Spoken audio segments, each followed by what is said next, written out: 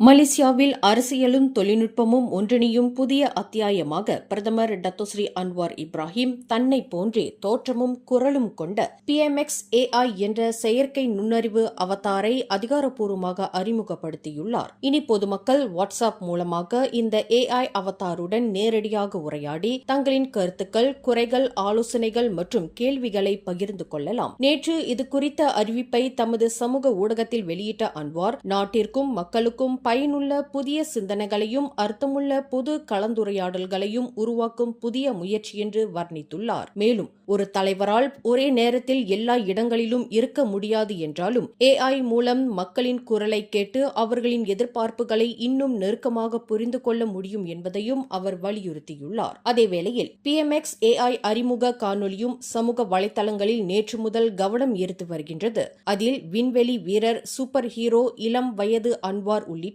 பல்வேறு தோற்றங்களில் AI Avatar தோன்றுகிறது. நான் அன்வாரின் டிஜிட்டல் நீட்சி, மக்களின் குறைகளை கேட்கவும் உதவவும் சேவை செய்யவும் எப்போதும் தயாராக இருக்கிறேன் என்ற வசனமும் அந்த காணொலியில் இடம்பெற்றுள்ளது. பிரதமரின் உரைகள், எழுத்துக்கள் மற்றும் மடானி அரசின் கொள்கைகளை அடிப்படையாக கொண்டு உருவாக்கப்பட்டுள்ள PMX AI மக்களின் மனநிலையை அறிந்து அரசு சேவைகள் தொடர்பான தகவல்களை எளிதாக வழங்கும் புதிய தகவல் தொடர்பு தளமாக செயல்படும் என தெரிவிக்கப்பட்டுள்ளது. இதன் மூலம் செயற்கை நுண்ணறிவை நேரடியாக மக்கள் சேவையில் பயன்படுத்தும் நாடுகளின் பட்டியலில் மலேசியா மேலும் ஒரு முக்கிய முன்னேற்றத்தை பதிவு செய்துள்ளது குறிப்பிடத்தக்கது. மேலும் செய்திகளை தெரிந்து கொள்ள கீழே இருக்கும் பெல் பட்டனை அழுத்துங்கள்.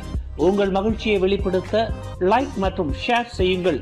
தொடர்ந்து திசைகளோடு இணைந்திருக்க சப்ஸ்கிரைப் செய்யுங்கள்.